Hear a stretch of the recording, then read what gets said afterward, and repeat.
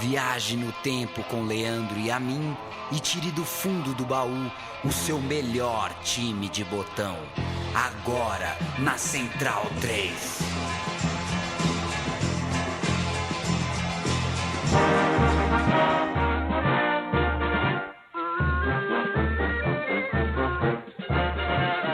Glória do desporto nacional, ó internacional, que eu vivo a exaltar.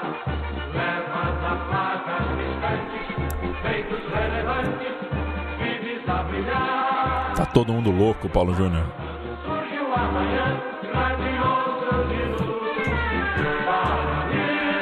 Programa Meu Time de Botão. Tua senda de vitórias, colorado da glória, orgulho do Brasil. É teu passado alvirrubro, motivo de festa em nossos corações. Era mais bonita a música, né? É a mesma versão, é o mesmo hino, mas gosto de pegar a primeira versão possível dos hinos quando os uso. Muito bem-vindo, muito bem-vinda, amigo e amiga da Central 3. Eu, Leandro, e a minha ao meu lado, Paulo Júnior. O hino é do Inter, a história é do Inter, o título é do Inter, o clube que não foi vencido no campeonato de 1979. O Paulo Oi. Sério da Silva Júnior. Tudo bem? Você tá bom, cara? Beleza. Ah, mais ou menos. Mais ou né? menos também, né? Mais legal ou que menos. tá beleza, mas também tá mais ou menos, né? É, not too bad. Em 24 horas dá pra oscilar muito, né? Dá pra oscilar muito. É, Eu os não dias sei. são longos, né? É. Eu tava lendo um livro agora, O Fim do Sono. Eu não sei, tem uma galera falando também que não é bom você acessar luzes, né? Celular e computador em até 1 hora depois que você acorda. Porque, ao que dizem, tá provado que a luz, né? Ela atinge teu cérebro em várias camadas. É diferente de ler um papel, né? Que teu cérebro tá focado em interpretar o que aquelas palavras estão dizendo.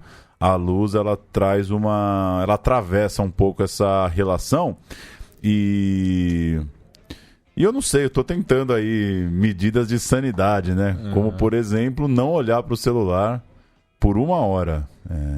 Meu telefone desperta às 8, eu só pego ele às 9. Tá bom. Assinou o jornal aí, que teve campanha pra assinar? Eu... Pessoal, vamos pra assinar o jornal. As pessoas estão todas loucas, né? A velocidade das coisas não tá dando conta de acompanhar a vontade de se posicionar e de levantar as bandeiras, né? É isso, a gente viveu para ver o Geraldo Alckmin mobilizando uma campanha de assinatura da Folha de São Paulo no Twitter, né? Mas, como diria o outro, é melhor estar vivo do que estar morto, né? Então eu prefiro estar vivo, vendo tudo o que acontece, do que não estar vivo, viu, Leandro Amin? Mexendo na pesquisa desse programa, viu, Paulo Júnior? Não tá no roteiro, mas eu vou fazer questão de colocar aqui, porque o São José Gaúcho de 1979 é maravilhoso. Sérgio, Paulo Barroco, Joubert, Tadeu e Rubenbal. Ferro Motor, Alamir e Astronauta. Carlos de Jair e Letieri. Uma escalação de muito respeito. Os dois laterais, sendo Paulo Barroco e Rubenbal, e o meio de campo montado com motor, Ferro, Alamir e Astronauta, merecia participação no Nariz de Cera, porque na história é um time irrelevante, foi um dos times que enfrentou o Internacional naquele ano. Astronauta, que é o Roberto Silveira Gomes. Eu baixei a capivara aqui do Astronauta porque tem um dos melhores sites da história do WordPress. Isso numa WordPress mundo. É o sumulastie.wordpress.com. Tem súmulas principalmente do futebol gaúcho. E eu achei aqui o Astronauta. Aliás, o cara do Sumulastie foi lá em Los Angeles, recebeu o prêmio como o melhor endereço do WordPress mundo. Bela escalação. E tem uma pauta que eu não gosto, viu, Leandro Amin? Uma pauta que eu não gosto é quando eu leio na grande imprensa e no portal UOL, por exemplo. Os apelidos acabaram, né? Aí tem sempre uma foto do Pelé, uma do, né, uma do Garrincha. Didi e tal, Garrincha, Zico. Mas os caras não usam o apelido, né? Não usa. Então não é que a manchete não é os apelidos acabaram, é nós acabamos com os apelidos, né? Não quer chamar o Gabigol de Gabigol. O Gabigol não é Gabigol, o Muralha não pode ser mais Muralha. Chegou o Zé Gatinha agora e a manchete era que ele foi zoado. Pois Chegou é. no Santos, acho. O Marcelinho virou Lucas. Então, vamos ser mais honestos, né? Nós acabamos com os apelidos. E eu boto a gente na conta também. A nossa geração aí, nós, os jornalistas do futebol mercado globalizado, acabamos com os apelidos. Então, fala de novo o meio-campo aí do São José. Motor, Ferro, Alamir e Astronauta. É um timaço. Pois é, um abraço pro pessoal do Súmulas Tchê. Rapidinho, eu vou ver se tem um motor. Motor é o Celso de Souza Gonçalves, o volante motor. Jogou no Cachoeira, na Associação Santa Cruz, no São Paulo, no Figueirense, no São Paulo de novo, no Blumenau, no São Paulo de novo, no Cascavel, no Estrela, no Veranense. Nada mal, hein? Você pode puxar o Paulo Barroco, por gentileza? Camisa 2, Paulo Barroco, eu tô... Olha, deu ruim aqui, porque tem dois motores. Tem dois motores. Então eu posso ter baixado a capivara do motor errado. Paulo Barroco? Paulo Barroco. Paulo Barroco é o Paulo Roberto Oliveira Barroco, lateral esquerdo de Barroco, 28 de outubro de 52. Jogou no Rio Grande, no São Paulo, no Santa Cruz, no São Paulo, no Brasil e no São Paulo. Muito bom, Paulo Barroco. Mas vamos começar, né? Vamos começar o programa. Time de botão Inter de 79, abrir hino Inter antigo. Vamos lá. Foi isso que a gente ouviu já no começo. Foi. Certo? Então vamos em frente, porque esse time do Inter, né, Paulo, foi...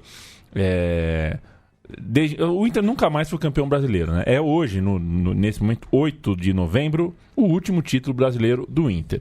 E é também o único campeão invicto até hoje do campeonato de 71 para cá, né? Rolou a unificação por parte da CBF e aí alguns times... E não é que você não considera os de antes, não é esse o caso. Né? É que leva 3 segundos pra gente explicar que teve um contexto, né? Pós-71 e pré-71, né? Acho que as pessoas... Pois é, e... É igual o X do todos e todas, não custa nada falar. Cara, e é igual essa coisa de Palmeiras tem Mundial, né? A gente se apega a cada bobeira, mas enfim... com certeza já chegou alguma mensagem falando isso, né? Ah, com certeza. Mas por que invicto depois de 71? Então, vai chegar, com certeza vai chegar. Um abraço pra você que vai mandar essa mensagem pra gente. A gente fala do Inter de 79 porque vivemos reta final de Campeonato Brasileiro. Aqui estamos em novembro de 2018. E o Internacional está na briga, é um perseguidor da taça, está nesse momento na vice-liderança, atrás apenas do Palmeiras, que curiosamente está invicto no retorno da competição, né? Então o Inter está sendo vítima aí de uma invencibilidade. É isso que afasta o Inter aí da ponta da tabela, que tiraria do Clube Colorado um jejum nacional de títulos que dura desde 79. Só 5 derrotas, né? Esse Inter atual, sim, voltando da Série B. Uma senhora campanha. Para começar aqui no texto, Inter de 79, que não foi campeão gaúcho, então você já pode jogar todas as suas fichas em quem deve ter sido o campeão gaúcho de 79, venceu o rival na competição nacional e, claro, como campeão invicto, não perdeu de ninguém. A gente está falando de um campeonato de 23 jogos, 16 vitórias e 5 fases ultrapassadas, 5 tipos ali, 5 momentos, 5 etapas de campeonato naquele que foi o campeonato com maior número de participantes, 94. E curioso que o Brasileirão começou com o Grêmio em alta, porque não foi só campeão, mas ele passeou no Campeonato Gaúcho. Então, esse é um dado interessante, né? Num ano em que o Grêmio ganhou o Gauchão com folgas, foi o Inter que começava o Brasileiro deitando e rolando sem perder. E vamos ouvir, vai. Eu ia falar qualquer besteira, vamos ouvir. Coisa linda, né? A música lançada em 79 que mais tocou nesse país. Que beleza na de história? Música. Não, no ano, né? No ano de 79. Aldir Blanc e João Bosco escreveram O Bêbado e o Equilibrista.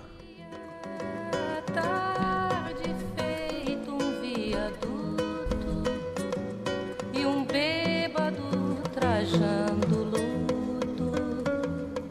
Me lembrou Carlitos, a lua,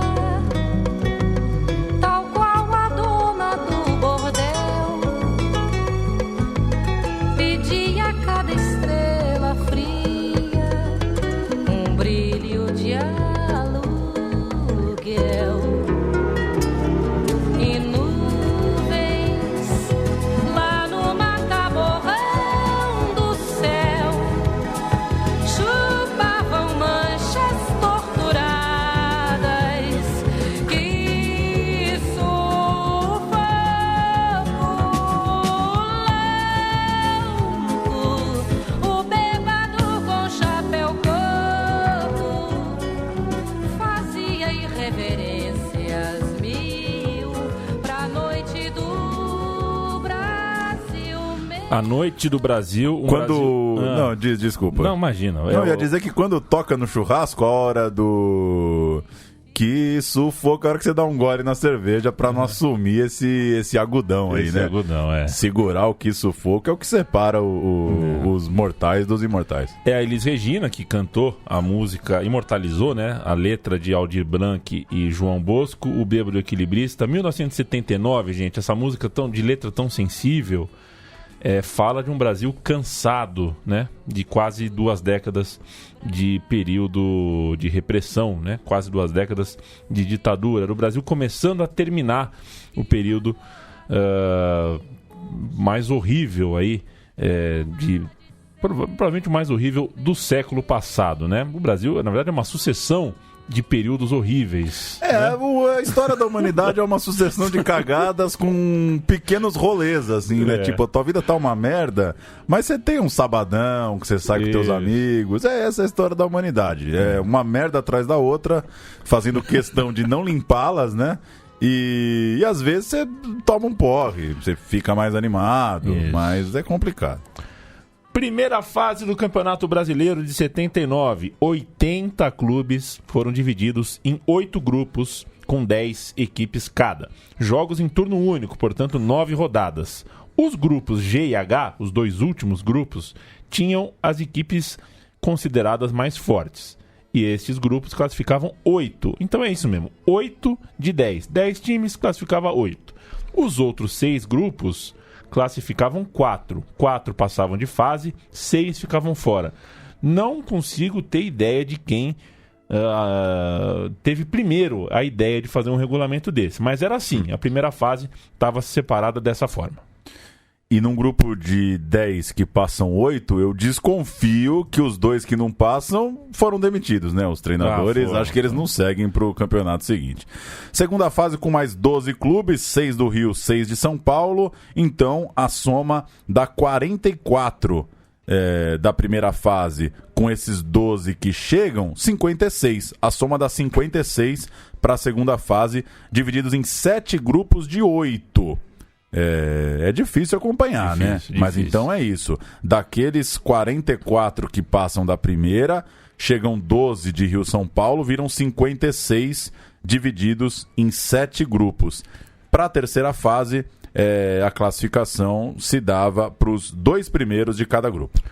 Que somavam então 14 classificados. Esses 14 encontravam na terceira fase Guarani e Palmeiras, vice-campeão e campeão respectivamente do ano anterior, começavam na terceira fase e aí os 16 clubes eram divididos em 4 grupos de 4 em um só turno, o que é, né, uma loucura. Você faz todo esse caminho para jogar um quadrangular em um turno só. Para resolver sua vida em 3 jogos. Onde só o campeão passa e aí sim tínhamos uma semifinal e uma final com alguma lógica mais razoável de campeonato.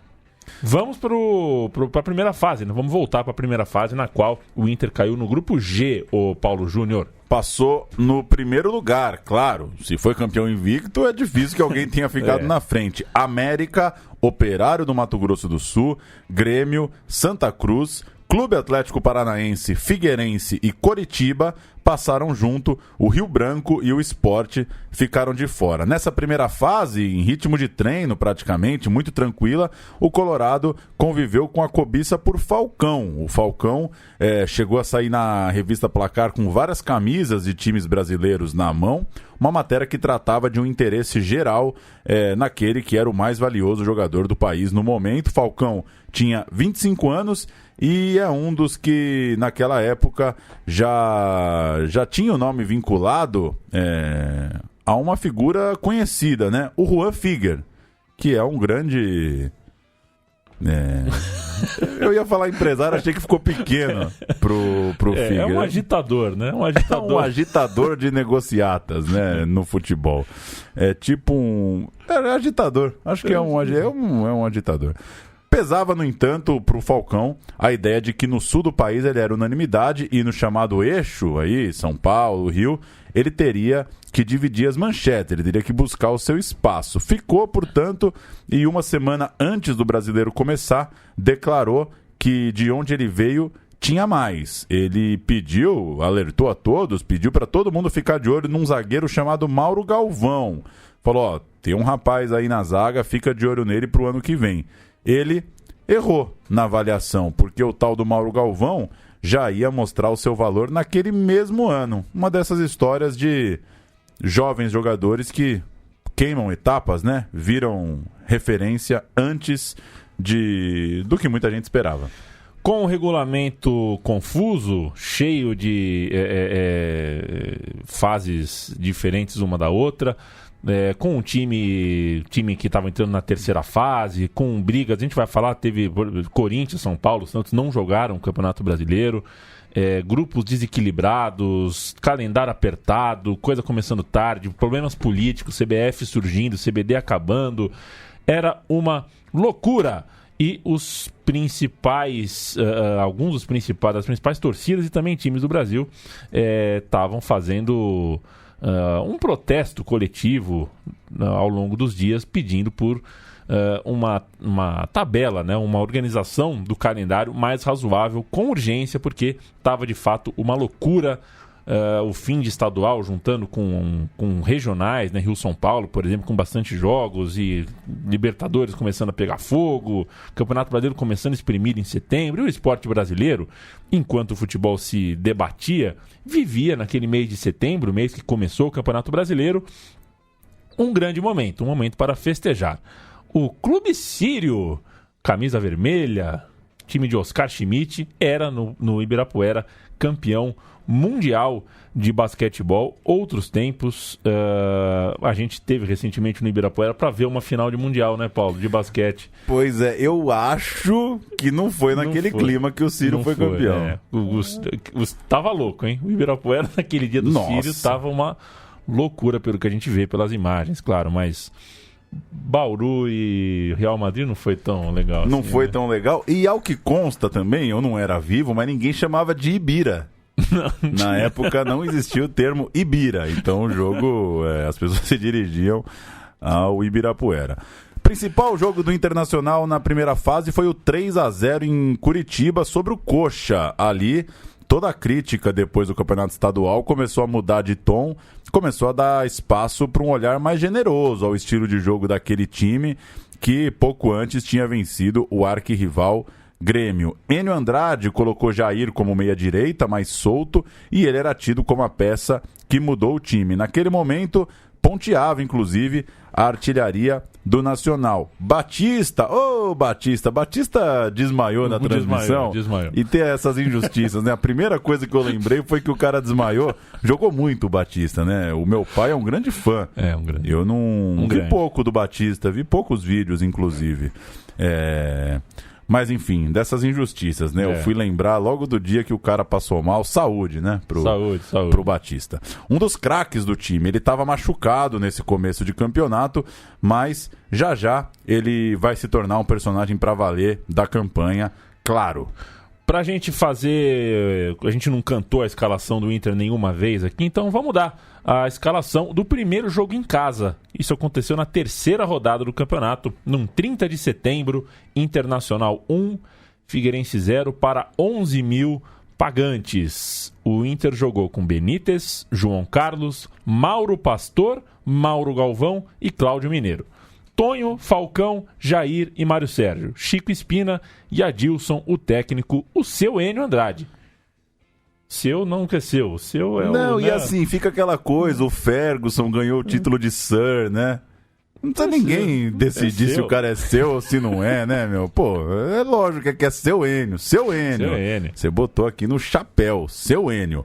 Zé Duarte era o técnico antes. Chegou no Internacional no meio da disputa do Campeonato Gaúcho e o Colorado, então treinado por Cláudio Duarte, que em 78 tinha sido campeão gaúcho e levado o Inter ao 3º lugar do Brasileiro, estava mal. O Zé Duarte trabalhou no clube por cerca de 50 dias apenas, foi demitido depois de um empate em 0-0 com o Juventude no Beira-Rio em 17 de setembro, 5 dias antes da estreia colorada no Campeonato Brasileiro. Tinha um Grenal na última rodada do estadual, que nada valia, o Grêmio já era campeão, valia só, claro, pela rivalidade. O Inter foi para campo com comando interino, mas o Enio Andrade já tinha assinado para ser o novo técnico para assumir, portanto, no Brasileirão.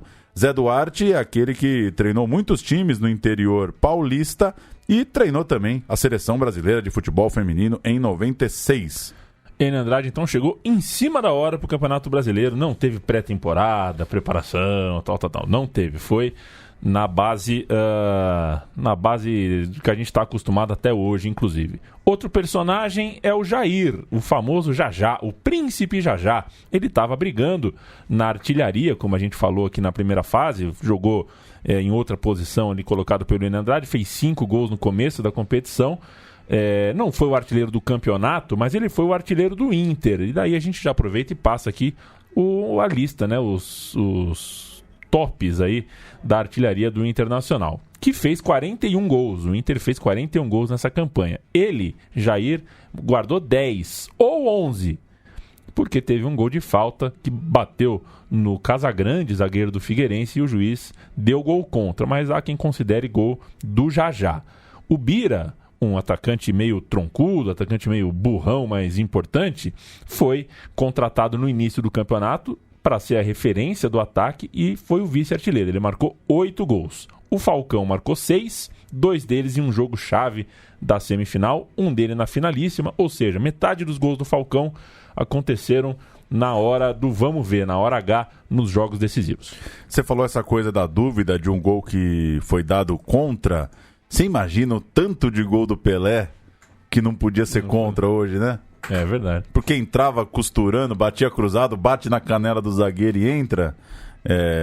Eu acho que tinha que acabar esse negócio de gol contra. Só se o cara... Só se é um lance nada a ver, né? Mas você chutou, pegou no cara... Enfim. Muito gol contra, né? No basquete, esse tipo de coisa, quando tem cesta contra, né? Acontece. Tem cesta contra. É pontuado pro capitão do time. Pro capitão do time. O capitão. Essa é boa também, né? Aí se o goleiro for o capitão, termina o campeonato cheio de gol. Craque lesionado. O Valdomiro era nome certo nessa lista de artilheiros, mas acabou sofrendo uma grave lesão. E o Chico Espina, um limitado consciente, gostei do aposto, hein? Virou titular da ponta direita na fase inicial da competição. Ele não fazia gol de jeito nenhum, o Espina, mas viraria herói na final, como manda um bom roteiro de futebol. Ele depois se tornaria ídolo no Paysandu, mas naquele momento, em 79, ele ainda era o Chico Espina, reserva do Valdomiro. Ele era isso, e o Valdomiro era um cara que fazia muita falta para a torcida, claro. Se o Valdomiro estava machucado, vale a gente lembrar de outra lesão, essa mais grave que durou o campeonato inteiro, o zagueiro Larry. Ele era o quarto zagueiro titular, estava na flor da idade, 24, 25 anos, era bom de bola, mas uma lesão no fim do Campeonato Gaúcho fez com que ele não disputasse nenhuma partida pelo Brasileirão. A posição dele ficou vaga, a camisa 4 ficou no cabide e quem a pegou foi o menino Mauro Galvão, então com 17 anos, corpo franzino, ninguém dava nada olhando para ele ali. né, daquele jeitinho dele, com aquele... Como é que chama isso aqui que a gente tem aqui? É gogó, Papo? né? Não, o Gogó? não sei o que de Adão aqui, sei lá o nome desse negócio. É o que o Cristiano Ronaldo tem. Parece sei lá, o Mauro Galvão era magrinho, né? Todo os ossos meio saltado, franzino, 17 anos, mas jogou demais. A lesão do Larry, então, ajudou a adiantar a profecia do Falcão, né? Falcão falou, fica de olho que o Galvão aí tem um menino aí que vai ano que vem arrebentar. Nada, o Mauro Galvão pegou a camisa do Larry e jogou todos os jogos por todos os minutos no campeonato inteiro. Pomo de Adão? Pomo de Adão, exatamente. Acho que é isso. Que loucura. É meio saliente, assim, é muito magro, né? É uma proeminência laríngea. Isso, exatamente. Também conhecida como gogó ou maçã de Adão. Isso. Vale lembrar, né, não só o Mauro Galvão jogou todos os minutos da campanha, como Benítez, o goleiro, Mauro Pastor, o zagueiro central, e o Cláudio Mineiro, o lateral esquerdo, também jogaram todos os jogos da campanha. Então a linha de zaga e o gol, quase todos ali jogaram todas as partidas, repetiram ali a participação em todos os jogos, isso não é pouca coisa. O Larry, no ano seguinte, 1980, foi jogar no Santa Cruz, porque percebeu que o Mauro Galvão não ia dar mais espaço para ele, o Mauro Galvão não ia mais sair do time, ou seja, o Larry precisava achar outra freguesia. O Larry não está no pôster, portanto, quem está no pôster é o Mauro Galvão, mas vale lembrar porque o torcedor do Inter respeita o Larry, era um jogador importante daquele time, pelo menos até o momento da lesão. Pra gente passar pela primeira fase, outra ficha do Grenal, vitória aos 43 minutos da segunda etapa, Falcão e Jair fazendo uma inusitada cobrança ensaiada de falta, rolando a bola pra frente em diagonal como um passe comum, né? Deu um tapa na bola, não é que rolou pro ladinho, né? Deu um tapa na bola, garantindo a vitória. Quase 30 mil pagantes no Beira-Rio. O Inter com Benítez, João Carlos, Mauro Pastor, Mauro Galvão e Cláudio Mineiro. Toninho, Jair, Falcão, Mário Sérgio, Chico Espina e Adilson, Enio Andrade. O Grêmio com Manga, Eurico, Vantuir, Vicente, Dirceu, Vitor Hugo, Jurandir e Leandro, Tarciso, Baltazar e Éder, o técnico Iton Fritzen. Que beleza, hein? Segunda fase, time mais entrosado, já com as ideias do técnico novo. Chega a segunda fase, essa menos generosa, mais apertada, né? Não era aquela festa de todo mundo passando. O grupo de 8 passavam 2. E o Inter ganhou esse grupo, passou junto do Furacão, do Atlético Paranaense, tendo como vencidos a Desportiva, a Inter de Limeira, a Caldense, o São Paulo Gaúcho, o Anapolina e o Goitacás. Goitacás, hein? Goitacás, tava lá. Que coisa. Um grupo com times aí, com nomes, né? Os nomes dos times aí, Goitacás, por exemplo, indica time fraco. Como a gente já lembrou aqui, cantou a bola, vamos explicar um pouquinho melhor, né? Que Corinthians, Santos, São Paulo e Portuguesa não jogaram o Campeonato Brasileiro. Tava tudo uma zona, a CBF estava surgindo, a CBD perdendo o espaço e a boquinha, havia uma briga política para saber quem tomava conta da CBF. O campeonato de 77, por exemplo, só acabou em 78, isso empurrou o estadual de 78 mais para frente, que empurrou o brasileiro de 78 mais para frente, e esse efeito cascata fez com que o calendário de 79 fosse uma loucura. E sem exagero, ainda tá empurrando as coisas pra frente, de né? De certa forma, ainda continuamos nessa. E os estaduais do tal eixo, né? Os estaduais de Rio e de São Paulo tinham também o regional entre eles, o torneio Rio-São Paulo. No fim das contas, resumindo, os clubes paulistas queriam começar o campeonato já da terceira fase, não da segunda. Nós somos os bonitões, nós queremos começar da terceira fase. A CBF, CBD ali não atendeu esse pedido, e os clubes então se mandaram da competição. Corinthians, Santos, São Paulo e Portuguesa. Não o Palmeiras, não o Guarani, porque esses dois, como eram campeão e vice de 78, a CBF fez um agrado ali, colocou os dois times na terceira fase, que era o que todos os times paulistas queriam. Esses foram beneficiados e por isso continuaram na competição graças ao prêmio conseguido por causa da posição no ano anterior. Falar um pouco do Mário Sérgio, esse grande personagem que fazia parte daquele elenco, também começo de trajetória no clube. A gente contou aqui, né, no meu time de botão, a história dele no Mundial do Grêmio, né? Do Grêmio. Ele já vivia naquela época, então, a segunda passagem, né? Isso, ele do Grêmio, ele jogou o Mundial pelo Grêmio em janeiro, estava no Inter. Estava no Inter para a segunda passagem, portanto, Isso, essa exato. que a gente está vivendo aqui é a primeira.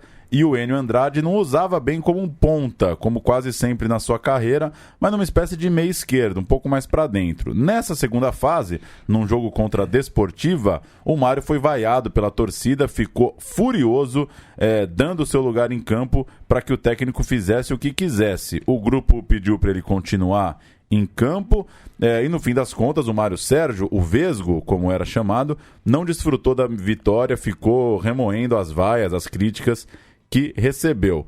Mas ele tinha um bom coração. Na partida contra o Sport, dias antes, quando ele viu que o Chico Espina, que estava amassando a bola, começou a chorar em campo, porque o seu Enio ia sacá-lo, o Mário Sérgio fingiu uma lesão para evitar que o Chico Espina saísse vaiado pela torcida. Era um cara com sensibilidade, né, do jogo, o Mário Sérgio.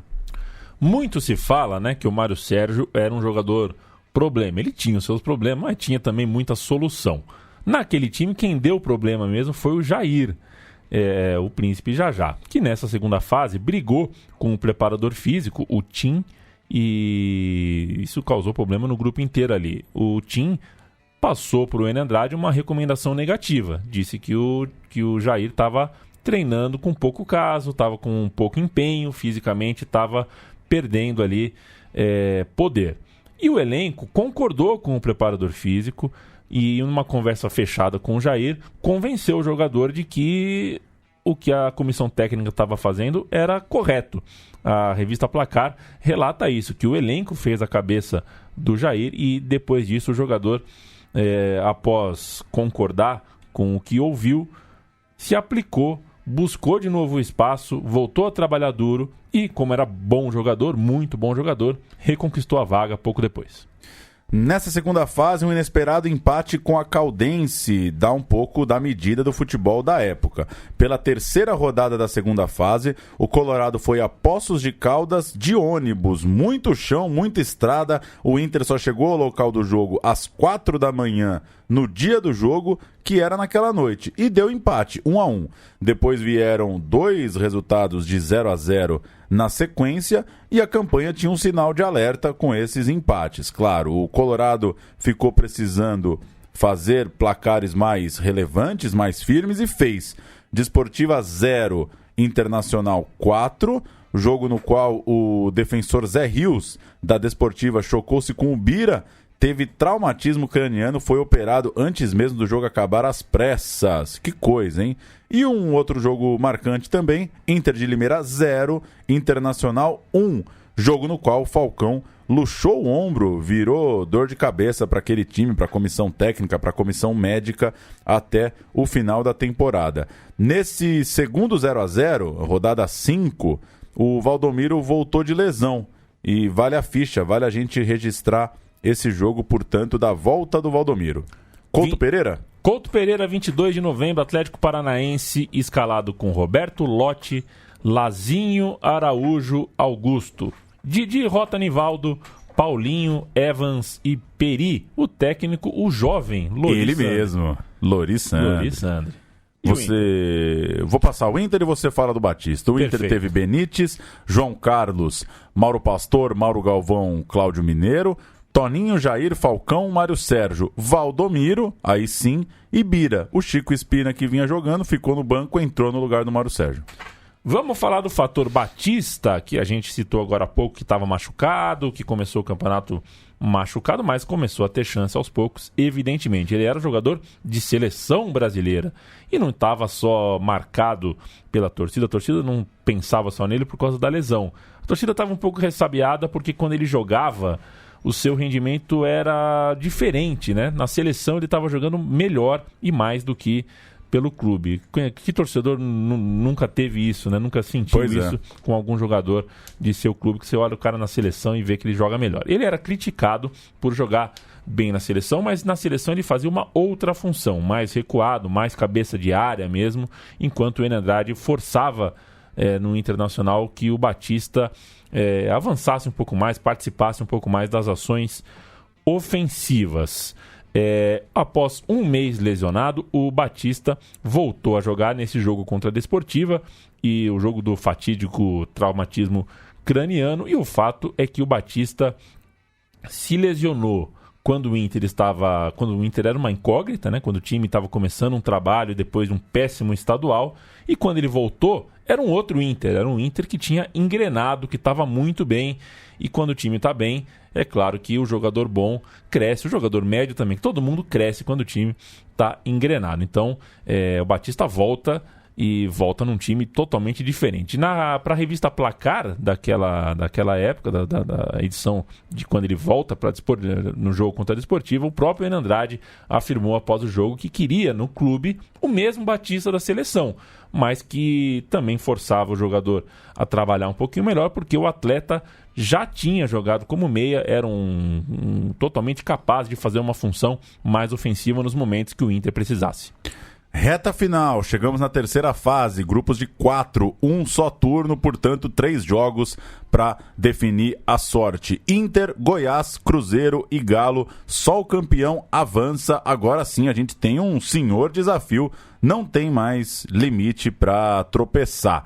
E com 35 mil pessoas no Beira-Rio, vitória apertada do Inter sobre o Goiás, bola de Cláudio Mineiro, gol de Mário Sérgio no último lance do primeiro tempo. Um segundo tempo depois, conservador, sem tentar ampliar o placar, só controlando o jogo segundo os relatos da época. O autor do gol da vitória fazia as pazes com a torcida depois de ser vaiado na fase anterior. A revista Invicto 79, autoria de Felipe Prestes e Luiz Eduardo Gomes, Mário Sérgio disse que entendeu mais tarde as vaias ao comparar o seu estilo mais carioca, de drible, com o de Lula, seu antecessor, que era um cara de mais força, mais explosão e, segundo ele, mais ao gosto do torcedor gaúcho. Então, depois, mais velho, mais maduro, o Mário entendeu que talvez o jeitão dele jogar incomodava alguns lá no Sul. Se é que existe, né, mesmo essa persona do gaúcho que prefere a botina, né? Será que tem mesmo essa... Porque a gente nunca fala que o São Paulo, por exemplo, porque o São Paulo era o São Paulo do Telê, porque o torcedor são paulino tem essa ideia da persona que gosta do futebol artístico, mas o São Paulo do Telê ganhou a Libertadores com o Ronaldão de volante, com Pintado, com Dinho. É mais o jeito que você conta a história, no fim das contas, né? Sim. E talvez alguns times contam desse jeito mais... Eu acho que o interior gaúcho, sim, tem essa coisa da força, alguma coisa que vem ali dos vizinhos até, né? De um jogo mais aguerrido, mas pode ser pura imagem que eu tenho na minha cabeça também, das temperaturas mais baixas, do gramado pesado. Pode ser isso, e pode ser também você se apega com o que tá ali, com o que você tem, né? Porque pois é, se o determinado time podia gostar, se afeiçoou uma forma de jogar, porque não tinha um Falcão antes, né? Quando você tem Falcão, Caçapava, Batista, Valdomiro, Dadá Maravilha, como foi o Inter dos anos 70, Figueiredo, aí você aprende a gostar de futebol também, né? E você sabe que por motivos familiares, o meu time na infância era o Palmeiras, e eu dormi com o Luxemburgo, acordei com o Felipão, né? Então acho que eu tenho motivos para ter essa impressão, né? Porque um podia contratar quem ele quisesse, o outro também. E é só você ver os times que eles montaram, né? Com basicamente quase a mesma proporção de dinheiro nas suas relativas épocas, né? Sem dúvida. sem dúvida. Um foi contratar o Rivarola, né? Enfim. É muito louco, né? É muito louco. E aí tem ideia de futebol no fim das contas, né? Mas... sei lá também, cabe todo mundo, né? Questão de gosto. E no fim, quando ganha, todo mundo fica feliz, né? Também não vamos ser hipócrita, porque ninguém vai pra arquibancada pra sair de lá falando, pô, perdeu, mas esse time dá gosto, né? Vamos ser sinceros, né? Ganhar faz parte e, historicamente, né? Esses técnicos gaúchos ganham muito, né? Ganham muito, não à toa, estão na seleção aí há muito tempo. Ganham muito. E tem muita chance também, né? Existem perfis de treinadores no Brasil que tem muito mais chance do que outros perfis. O perfil do gaúcho que foi zagueiro e resolve. Ele foi volante. Esse tem espaço, você dá o currículo, tem assim, ó, é gaúcho, fui zagueiro ou fui volante, tem chance pra caramba. Agora o cara que foi meia do Sport, do Santa Cruz, esse tem muito menos chance. Vamos lá, vai. Pois é, você tem razão, viu? Né? Você tem razão.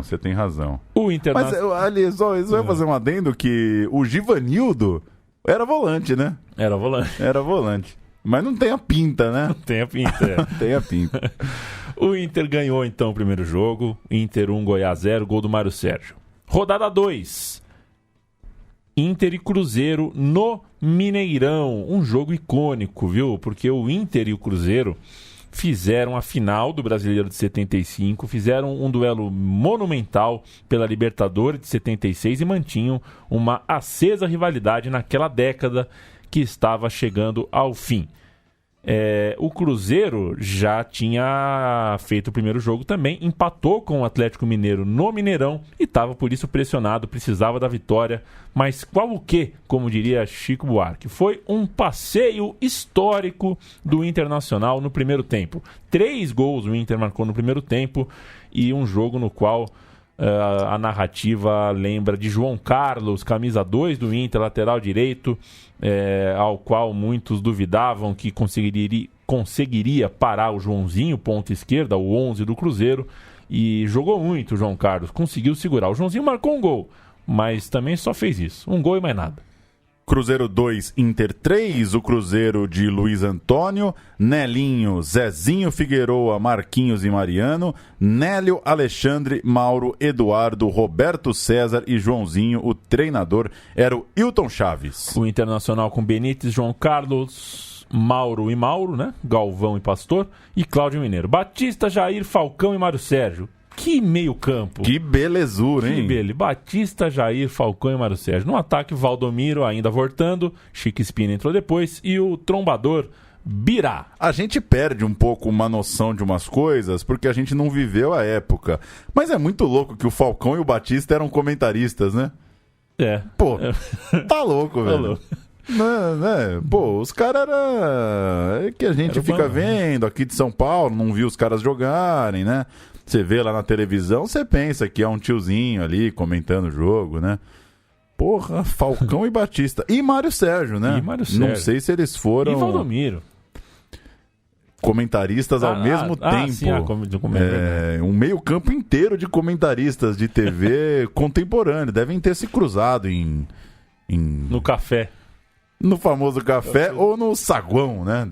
Sei lá, um jogo no Beira-Rio que todos estavam nas tribunas comentando.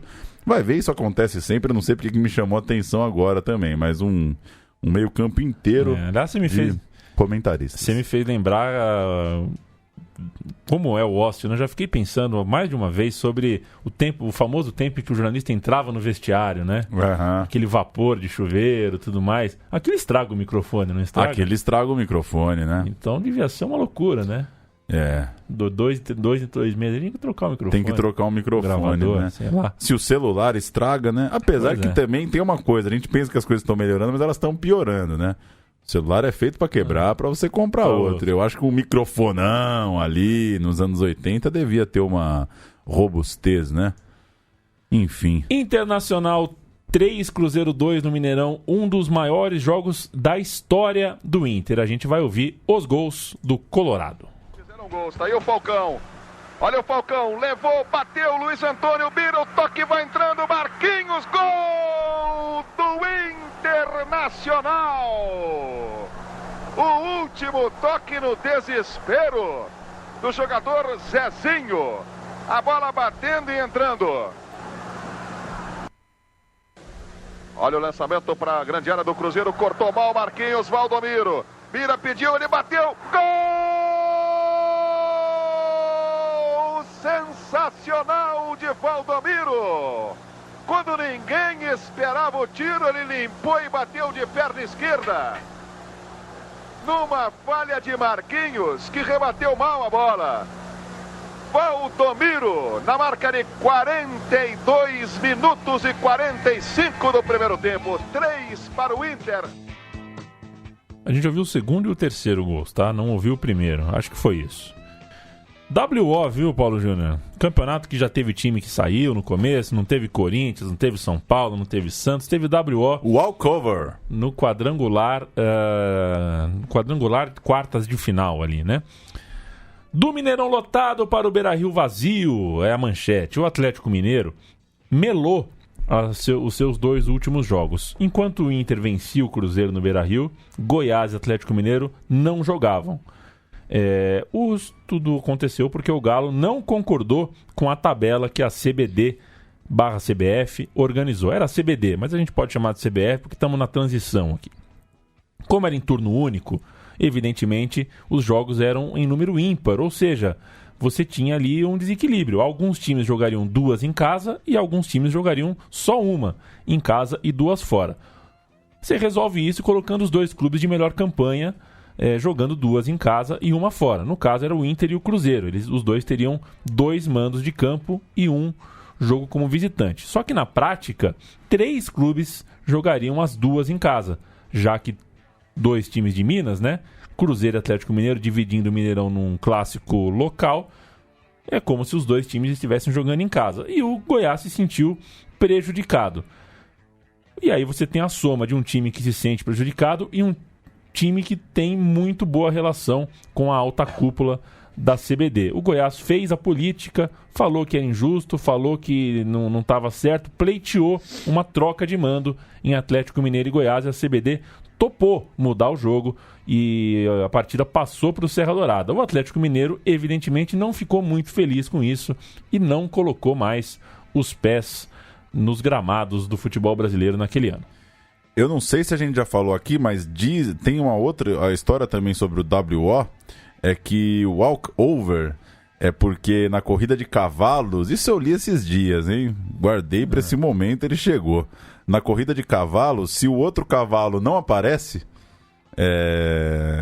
se o seu rival não aparece, você é obrigado a atravessar como uma exibição, provar que você estava pronto para andar. Então você faz ali o ato que é o walk over the grass. Você caminha pela grama. Muito bom. Loucura, né? Muito bom. Aliás, no futebol tem essa, né? Na hora, quando tem o WO, tem que dar a saída e chutar no gol, né? E se errar o gol, eu acho que então, se errar o gol, não acontece nada. É simbólico, mas então não chuta, né? Pô, então dá um beijo na bola e acaba ali mesmo. Enfim, coluna diária do 0 Hora, o Paulo Santana cravou a escalação do Atlético Mineiro, brincou ali com a situação do Galo para a partida habeas corpus, apelação, embargo, mandado de segurança, revisão criminal, no 4-4-2 o time, né? Embargos infringentes, protesto por novo júri e agravo de instrumento, não, 4-3-3. E o ataque, embargos de terceiros, indulto e anistia. Pegou mal, né? Mal. Sair no meio de um campeonato, né, desse tamanho e com bom nível técnico, né? Com bons jogos pela frente, muito chato. E essa saída do Atlético transformou esse jogo que a gente acabou de ouvir e descrever, o Cruzeiro 2, Inter 3, virou uma quartas de final, né? Porque aí o Inter estava com a vitória por WO no terceiro jogo, classificado para a semifinal do Campeonato Brasileiro, que a gente vai contar já, antes só de dar uma passada, uma folheada numa revista Placar, que continuava, insistia com a especulação sobre a saída do Falcão. Mas agora não era para o mercado nacional. No país ninguém tinha bala. O papo era sobre a Europa mesmo. De novo vinha o papo sobre Falcão e a Europa. O rumor maior dava conta de que o Milan iria investir 2 milhões de dólares, uma quantia simplesmente fabulosa para aquela época. Ninguém nem acreditava que seria possível 2 milhões de dólares. Falava-se também que a Roma tinha interesse e estava correndo por fora. Hoje a gente sabe que ganhou, né? A Roma ganhou o coração do Falcão e o Falcão ganhou o coração de Roma.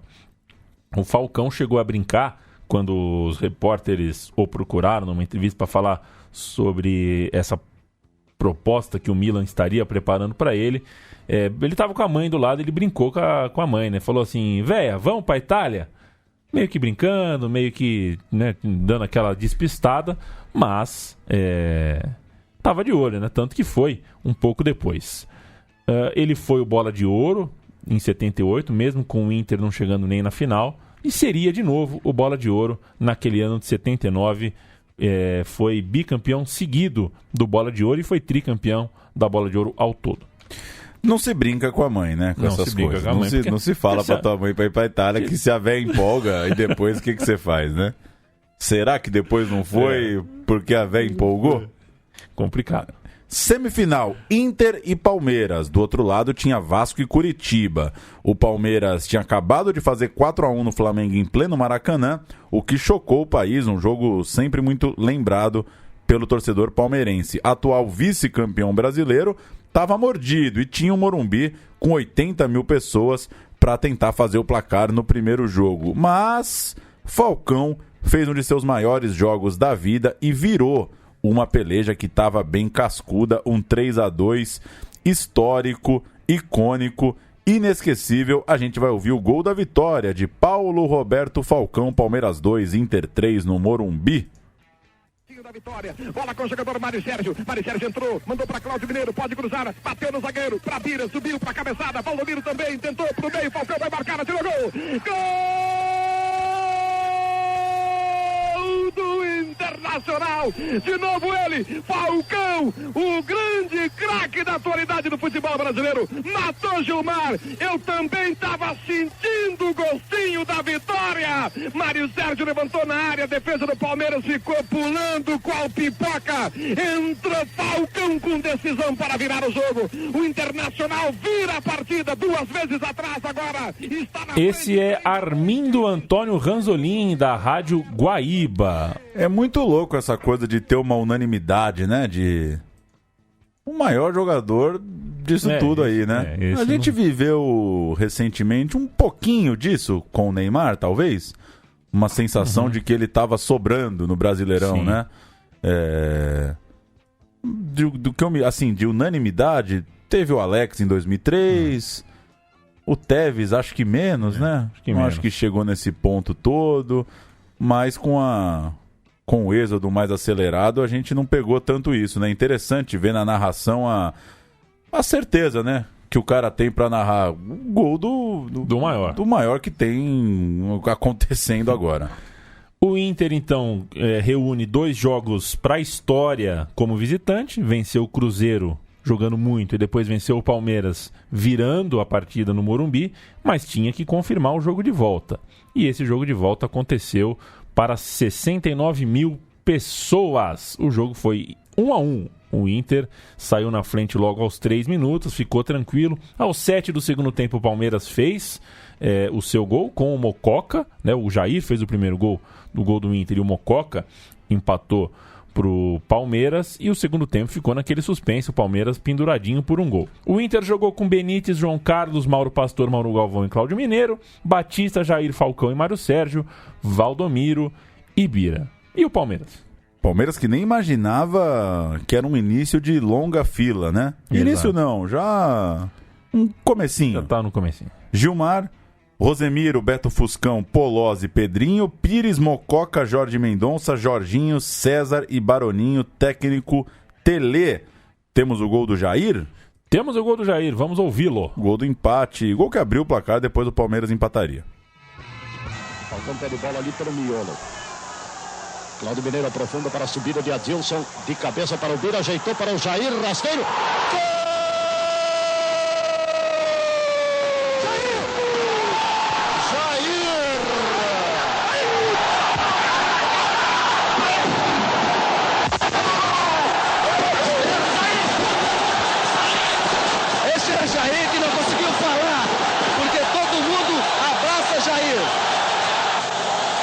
Você viu aí no replay a jogada bonita do Inter dentro da área do Palmeiras. Para a conclusão muito feliz do Jair.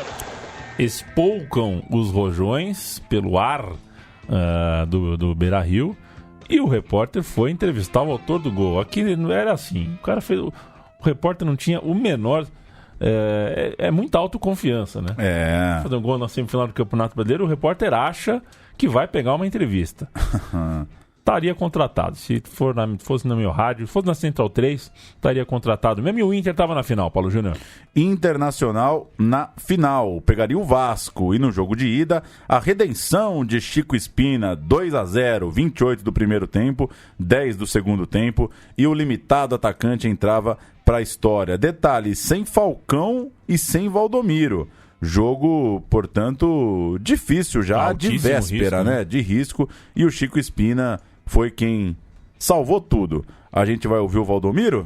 Sim, o Valdomiro ficou de fora do jogo, assim como o Falcão, e contou um pouco da experiência, né? Um pouco como é que foi ficar de fora. É muito mais difícil ficar de fora, eu queria estar lá dentro, eu quero jogar. Por aí. Ficou de fora eu e o Falcão. No lugar do Falcão jogou o Valdir Lima e no meu lugar jogou o Chico Espina. E quando nós chegamos lá no Rio de Janeiro, nós fomos acompanhando a delegação, e eu cheguei pro Chico, né, e falei para ele, hoje é o teu dia, hoje tu tem que arrebentar, hoje tu tem que jogar tudo aquilo que tu sabe, né, entra tranquilo, entra sem medo nenhum. Então, quando o Chico fez o primeiro gol, né, que a gente estava lá no banco de reserva junto com o Falcão, a gente ficou, começou a gritar, e quando terminou o jogo, o Chico fez o segundo gol. Então, no intervalo do jogo, até eu e o Falcão, os jogadores cansados, dentro do campo, lá no vestiário, nós pegamos uma toalha, fomos lá banar e tudo, porque nós éramos muito unidos. E o Chico, para aquele jogo, então, foi importante para ele, né? Ele foi fundamental na conquista do Campeonato Brasileiro. Por causa do quê? Porque aqueles gols que ele fez lá no Maracanã, praticamente nós fomos decidir o título aqui contra o Vasco no Beira-Rio, e aonde nós ganhamos de 2-1. O Valdir Lima... Fugindo bem, Chico Espina, ficou Paulo César, a chance do Inter. Gol do Internacional aqui no Maracanã, Chico Espina. Grande gol do Internacional, que jogada do Chico Espina. Numa finta que o Paulo César foi pro miolo, repare só, num lançamento do Mário Sérgio, ele esperou a posição legal, a finta seca e um tiro... muito bonito, forte. Grandes jogos, grandes conquistas. A cereja do bolo.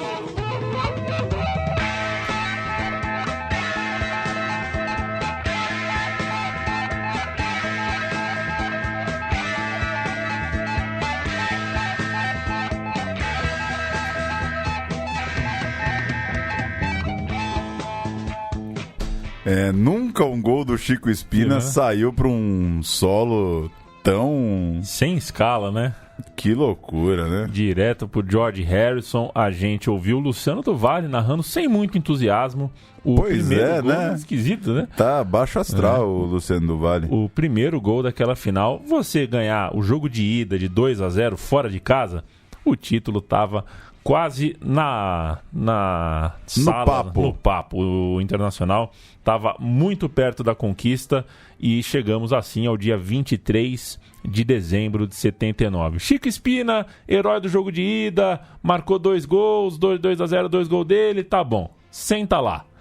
Foi banco no segundo jogo, porque o Valdomiro, esse que a gente acabou de ouvir, era medalhão, era dos experientes, mesmo sentindo dor, mesmo meio baleado, não ia ficar de fora daquela boquinha, não ia ficar de fora da foto do pôster.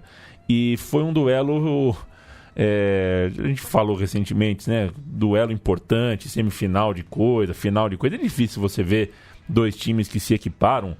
Fica 3-0, 4-0, um jogo...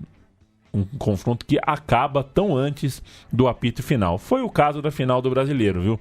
Porque o Inter, antes do intervalo, né? Na verdade, aos 13 do segundo tempo, estava 4-0. O Inter foi para o intervalo no Beira-Rio, ganhando no agregado por 3-0. O Jair fez 1-0 aos 41 no primeiro tempo e o Falcão aos 13 do segundo. Vamos mudar as escalações, ô Paulo Júnior? Bora!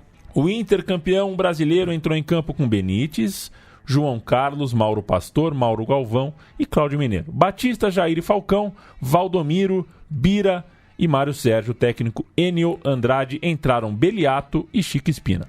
o Vasco de Leão, Orlando Lelé, Gaúcho, Ivan e Paulo César, Zé Mário, Paulo Roberto e Paulinho, Catinha, Roberto Dinamite e Wilsinho, técnico Otto Glória. Foram 55 mil pessoas no Beira-Rio naquele dia, naquela tarde muito bonita de sol, quase Natal, verão no Brasil. O Wilsinho, aos 39 do segundo tempo, fez o gol de honra do Vasco, mas no total ali, Inter 4, Vasco 1, uma final tranquilíssima, e a gente vai dar um totó, e a gente vai dar voz para a Rádio Guaíba, fazendo a sua festa para o povo gaúcho. Bira em profundidade para o Jair, atenção, vai marcar o gol, driblou o Leão, entrou, não há goleiro, o gol vai sair, tocou, entrou, gol!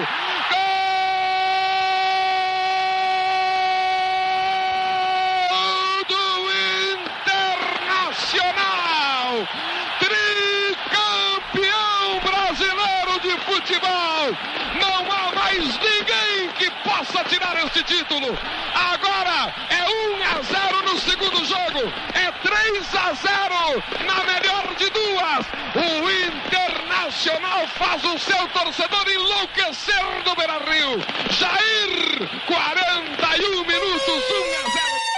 Mário Sérgio pelo campo de defesa em profundidade, passou uma bola para Cláudio Mineiro pela ponta esquerda, pode cruzar, cruzou para o Bira, vai dividir com o goleiro, soltou, entrou Falcão, vai marcar, atirou, gol!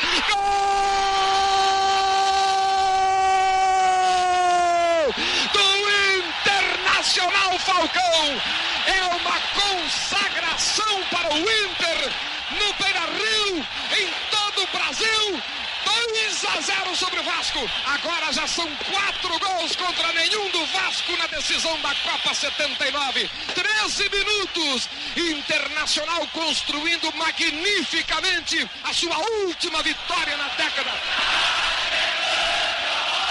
Vamos lá!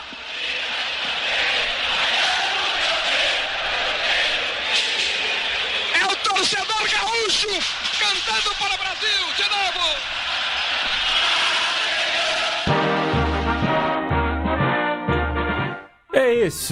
É isso, Paulo Júnior. Internacional, campeão invicto brasileiro desde então. Ninguém mais foi campeão invicto. E ninguém mais será. E ninguém mais será num campeonato de pontos corridos com 38 times, só mesmo se pintar um Arsenal de 2004 aí. É um caso de exceção da exceção. Não, mas chega um dia, ramela, poupa, não dá. Não dá mais. Não dá mais, né? Pelo menos no nosso nível aqui, não dá. E também não tem problema, não. Até porque cada ano que não dá, esse time do Inter fica mais merecedor dos devidos elogios, créditos. Grande Internacional, foi um prazer fazer essa pesquisa, viu, Paulo Júnior? Vi. Porque é um time com muitos personagens legal. A gente acaba não se aprofundando muito, já temos 1 hora de programa aqui e não deu para se aprofundar em peças que eu admiro demais. De Mário Sérgio a Mauro Galvão, né? Imaginar um zagueiro de 17 anos que pega uma bucha dessa, não é que ele começou no time, ele começou a carreira ali no Campeonato Brasileiro e foi campeão invicto no campeonato, né? Com menos de 18 anos. E muitos outros jogadores, tinha inclusive jogador que não teve chance, Larry. Tinham outros ídolos do Internacional que passaram ali pela campanha ao longo de 79 e não tiveram espaço. Era um time muito forte, ali, um núcleo muito forte, tanto que a escalação de 1 a 11 mudava muito pouco. Mesmo jogadores limitados como o Chico Espina, que também é uma história muito legal, tinham valiosa participação. O Bira, que era um bronco também, valiosa participação. Gente que chegou em cima da hora, técnico que chegou em cima da hora. Deu tudo certo para esse Inter. Gostei, Paulo Júnior. É isso. E tem uma cascata que diz que a gente aprende muito mais nas derrotas, né? Então vai ver, também não é muito bom ser campeão invicto, não. Porque você não perde, não dá pra dar aquela bronca. Brincadeira. Deve ser uma beleza, né? Vai ver, passar uma sequência dessa de mais de 20 jogos sem perder. Parabéns pro Inter. Compartilho também da tua ideia de que é um time cheio de personagens muito interessantes. Mas é isso também, se a gente ficar falando por horas a fio, o povo também não aguenta. Então a gente volta rapidinho, muito em breve, com mais uma história, agradecendo as sugestões que têm chegado e dizendo que a gente acolhe. Opa! É que tem uma lista e tem as coisas todas, mas tá tudo anotado. Um dia chega lá, porque esse programa durará para sempre. Até a semana que vem, minha camarada e meu camarada Central 3. Valeu!